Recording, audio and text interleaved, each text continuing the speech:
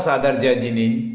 लगातार हम पूरी कोशिश कर रहे हैं कि जैन धर्म के अति प्राचीन स्तोत्र मंत्र यंत्र जाप हवन रक्षा कवच सभी प्रकार की जो जैन विधियां होती हैं जो आपके जीवन को बदल सकती हैं। आपके जीवन में जो रोक रुकावटें आ गई हैं अंतराय कर्मों के कारण जो काम नहीं बन पा रहे हैं उनको दूर करने के लिए सभी की सभी विधियां आपको लगातार बताते हुए चले आ रहे हैं। शीघ्रता से चैनल को सब्सक्राइब करें, लाइक करें, शेयर करें। 9893520130 पर व्हाट्सएप मैसेज भेजकर अपनी जिज्ञासा और प्रश्नों का उत्तर प्राप्त कर सकते हैं। मित्रों, आपको आज मैं एक बहुत रहस्यपूर्ण जानकारी आपको बता रहा हूँ जिसके बारे में आप सुन नहीं पाए होंगे अभी तक, तो जान लें।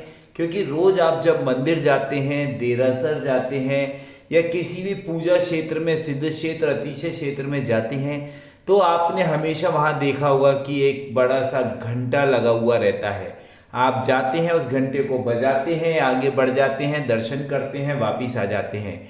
क्या कभी आपने मन में ये विचार किया, ये जानने की कोशिश की कि ये घंटा मंदिरों में क्यों लगाया जाता है, ये घंटा भगवान के द्वारे पर क्यों लगाया जाता है?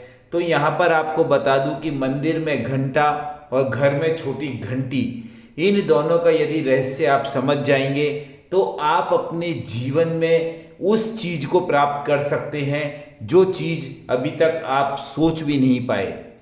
दरअसल क्या होता है कि मंदिरों में जो घंटा लगा हुआ रहता है वो घंटा जो है जब हम जाते हैं और उस घंटे को बजाते हैं तो घंटे में से एक गूंज निकलती है। यदि आप घंटे को बजाएंगे तो टन बजता बजता बजता वो एक गूंज उसमें से निकलती है।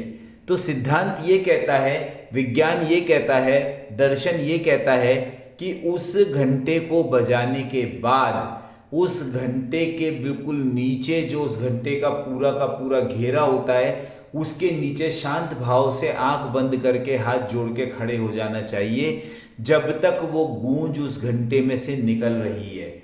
तो जब वो गूंज घंटे में से निकलती है और आप उसके नीचे खड़े हो जाते हैं तो उसकी गूंज का जो ऑरा और एनर्जी होती है सीधे आपके सहस्त्रार चक्र से होती हुई आपके शरीर के अंदर प्रवेश करना शुरू कर देती है और आपके मन में, मस्तिष्क में जितनी भी आदि हैं, व्याधि हैं, जितनी भी आपकी ब्लॉकेजेस हैं वो सभी की सभी दूर होती हैं। ये घंटे का विज्ञान है, घंटे का साइंस है।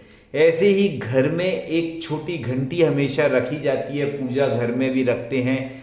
तो शाम के समय या सुबह के समय जब धूप और दीप किया जाता है घर में, उस समय उस घंटी को बजाया जाता है। तो उस घंटी की आवाज़ जो है मधुर और टंकारमान होनी चाहिए, गुंजायमान होनी चाहिए। उससे क्या लाभ होता है, जब आप उस घंटी को अपने घर में बजाते हैं तो घर में जितनी भी ऊपरी बाधाएं हैं, जितनी भी आधी व्याधियाँ, जितनी भी नकारात्मक ऊर्जाएं हैं वो सभी की सभी दूर होती हैं।